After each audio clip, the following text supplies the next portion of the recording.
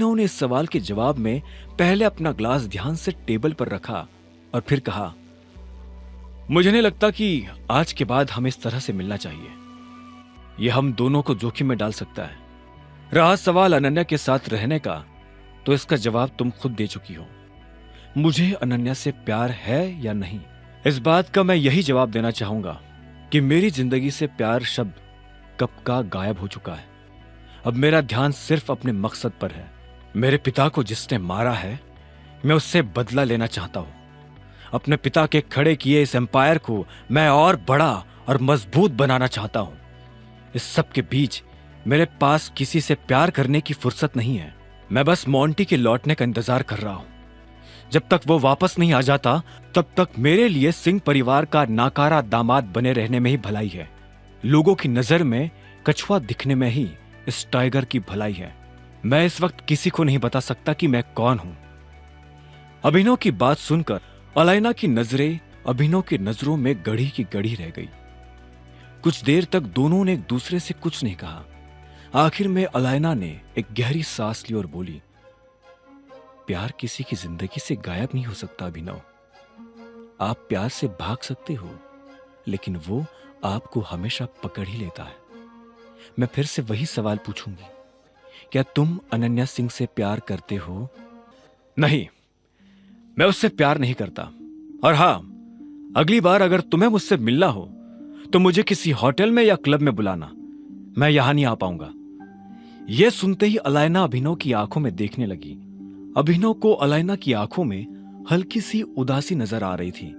उसने इसे दूर करने के लिए कहा, मैंने सुना है कि हमारे ग्रुप में कोई जासूस घुस आया है।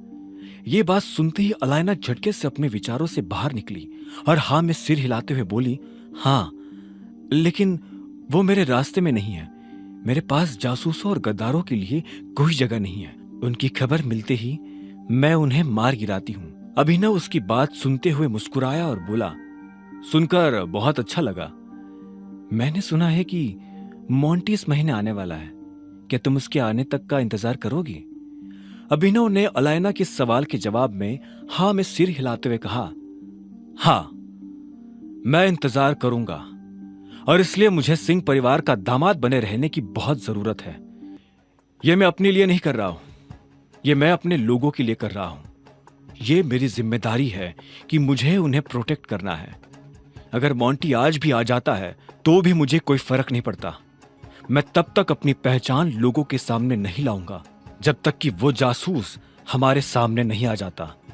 जिस तरह से मेरे पापा की मौत हुई थी, मैं उस तरह से नहीं मरना चाहता। अभिनव ने एक सांस में सारी वाइन खत्म की और सोफा से उठकर कमरे से बाहर चला गया। अलाइना बस उसे जाते हुए देख रही थी। अभिनव जब अनन्या के घर पहुंचा तो उसे आने में काफी देर हो गई थी। रात हो चुकी थी और अलाइना के घर कुछ भी ना खाने की वजह से उसे काफी भूख लग रही थी। उसने घर में आते ही मेड को आवाज दी, लेकिन एक भी मेड उसकी बात का जवाब नहीं दे रही थी। अब क्या करूं? हाँ, एक काम करता हूं, खुद ही खुद के लिए कुछ बना लेता हूं। अभिनव ने अपने आप से कहा और खुद ही रसोई में चला गया। वो अपने लिए पराठे बनाने वाला था।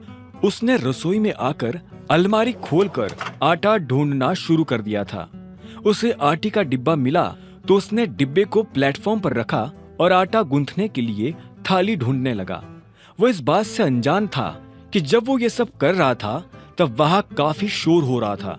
अचानक से उसे किसी के पैरों की आवाज सुनाई दी। जैसे ही अभिनव ने पलटकर देखा तो पाया कि शर्मिला उसके सामने खड़ी थी। तुम मेरी रसोई में क्या करने की कोशिश कर रहे हो? शर्मिला ने तीखी और कड़क आवाज में पूछा।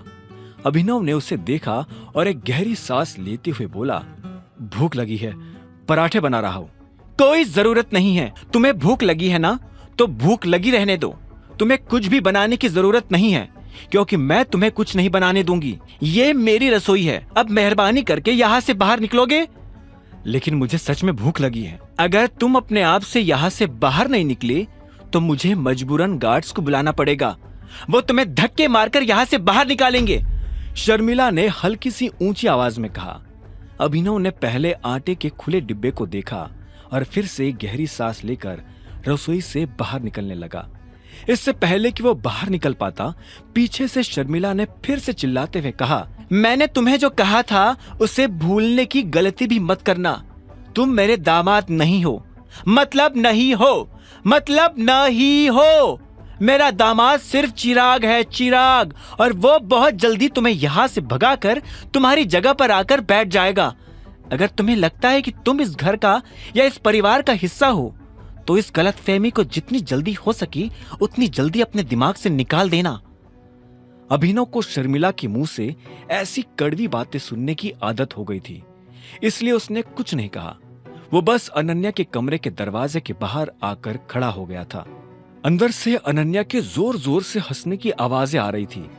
आगे की कहानी जानने के लिए देखें अगला एपिसोड सिर्फ पॉकेट एफएम के यूट्यूब चैनल पर, और द रिटर्न ऑफ टाइगर के सारे एपिसोड्स को सुनने के लिए डिस्क्रिप्शन में दी लिंक से डाउनलोड करें पॉकेट एफएम ऐप।